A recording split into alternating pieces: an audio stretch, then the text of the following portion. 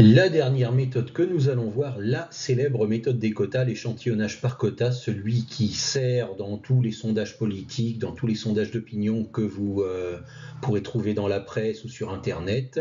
Alors comment marche-t-il? Alors l'idée, c'est de constituer un échantillon représentatif en respectant les proportions d'individus, vérifiant certains critères. Alors quels critères? Un critère adapté à l'enquête que l'on fait. Si on souhaite interroger les gens sur leurs opinions politiques, on ne va pas respecter la proportion de gens qui portent des lunettes. Ça n'est pas un critère qui serait adapté à l'enquête que l'on fait. On la respectera si on souhaite faire une enquête qui a intérêt, qui a un rapport avec le fait de porter des lunettes. D'accord ? On avait vu la stratification il y a quelques vidéos auparavant, qui consistait à respecter une proportion dans un seul critère. Alors là, on va pouvoir prendre en compte plusieurs critères à la fois. Dans notre exemple, on n'en prendra que deux en compte, parce que si on veut prendre plus de deux critères en compte, alors là, il faut faire de l'algèbre linéaire, il faut travailler sur les vecteurs, et ça deviendrait trop compliqué pour nous. D'accord ? Alors, ce qu'on va faire, on va par exemple s'interroger sur la répartition des salaires mensuels en France. Je précise que les chiffres que je donne sont totalement fictifs.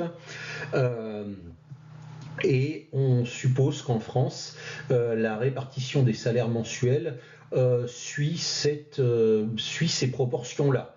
Alors c'est certainement pas vrai, c'est certainement plus vrai, mais on va faire comme si c'était vrai. D'accord ? On pourrait par exemple se servir de ça dans une enquête sur l'inégalité salariale entre les sexes qui malheureusement existe encore de nos jours.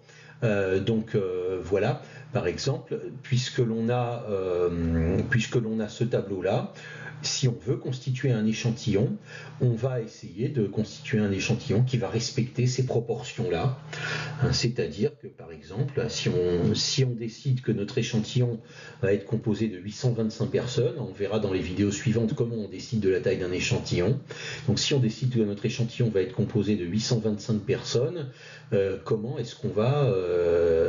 combien de personnes de chaque catégorie est-ce qu'on devra sélectionner pour le considérer comme représentatif? Donc ça, c'est une méthode des quotas qui prend en compte le sexe de la personne interrogée et son niveau de rémunération.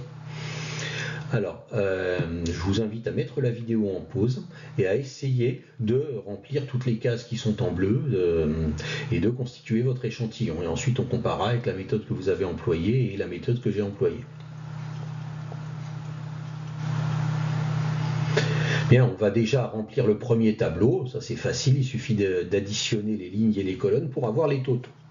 Donc, total de la première ligne, 34% des personnes qui gagnent moins de 1500 euros. Total de la deuxième ligne, 52% entre 1500 et 3000 euros. Et total de la dernière ligne, 14% à plus de 3000 euros.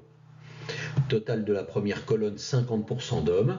Total de la deuxième colonne, 50% de femmes. Et donc un total général, vous pouvez vérifier qu'on additionne les lignes ou les colonnes, ça nous fait 100% de total général. D'accord ? C'est là qu'on se dit qu'on va avoir un problème pour respecter les quotas. Parce que les gens, on ne peut pas les couper en deux. Que le nombre de personnes doit être un nombre entier et que tous les nombres qui sont dans le tableau du bas doivent donc être des nombres entiers. D'accord ? Or, on a 50% d'hommes et 50% de femmes, ce qui veut dire qu'on doit avoir autant d'hommes que de femmes, et ça c'est pas possible, puisque 825 c'est un nombre impair, donc on ne peut pas avoir autant d'hommes que de femmes, donc ces quotas ne pourront pas être respectés. C'est ça qui va se passer en général quand vous allez appliquer la méthode des quotas, vous serez dans l'incapacité de respecter exactement les quotas, alors pas de panique, faute de pouvoir les respecter scrupuleusement et exactement, on va les respecter à peu près. D'accord ? On va essayer de les respecter le plus possible. Donc voilà, et si on est obligé d'arrondir, eh ben on va essayer de trouver un argument pour arrondir le mieux possible. Ok ? Donc, quel calcul allons-nous faire? On va faire comme si on essayait de les respecter scrupuleusement et on va arrondir. Donc par exemple, nous avons 13%, la première case du tableau du haut, 13% d'hommes qui gagnent moins de 1500 euros dans la population. Je veux 13% d'hommes qui gagnent moins de 1500 euros dans mon panel, parmi les 825 personnes du panel, ça va être 13% de 825, donc 0,13 fois 825, ça fait 107,25 que je vais arrondir. Alors quel est l'arrondi le plus pertinent? Ben ici, si je veux être le plus proche possible de la vraie proportion, je vais arrondir au plus proche, c'est-à-dire que je vais arrondir à 107.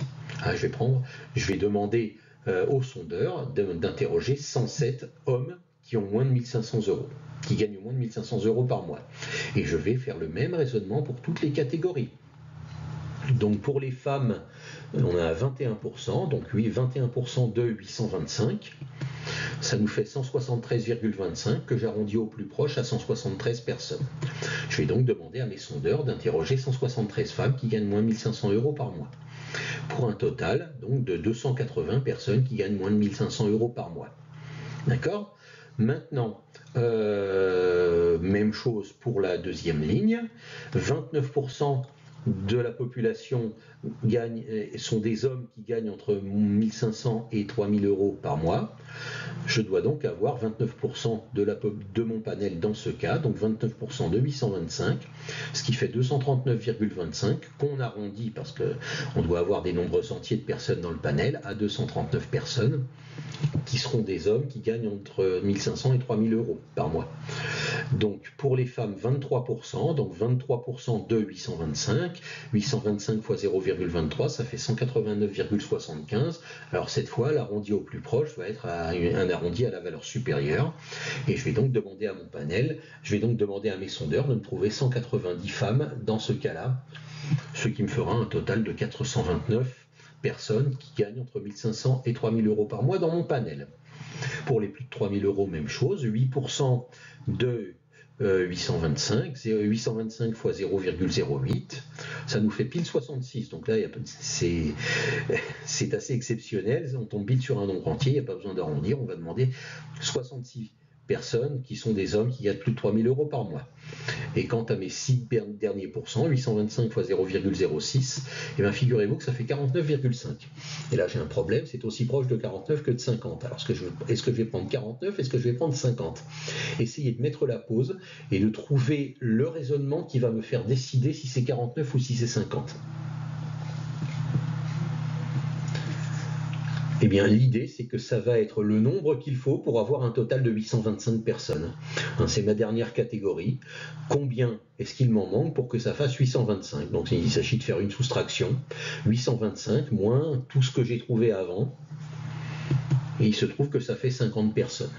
Voilà, et c'est ça qui va décider si j'ai plus d'hommes ou si j'ai plus de femmes dans mon panel. Ça me fait un total sur la troisième ligne de 116 personnes qui gagnent plus de 3000 euros dans mon panel. Et si je fais le total des hommes, ça me fait 412 hommes, 107 plus 239 plus 66. Si je fais le total des femmes, 173 plus 190 plus 50, ça fait 413 femmes. Donc voilà comment je me suis constitué mon panel et comment j'ai résolu ce problème d'arrondi. D'autres problèmes d'arrondi demanderont peut-être d'autres raisonnements et d'autres méthodes de résolution pour avoir un panel qui colle le plus possible à la réalité de la population. Donc voilà, c'est ça l'idée de la méthode des quotas. Donc là, on ne l'a fait que sur 2 critères parce que ce serait un peu compliqué à vous montrer sur plus de critères, mais ça se fait. Si vous faites des statistiques à un plus haut niveau, vous serez peut-être amené à appliquer la méthode des quotas sur plusieurs autres critères et pas juste 2.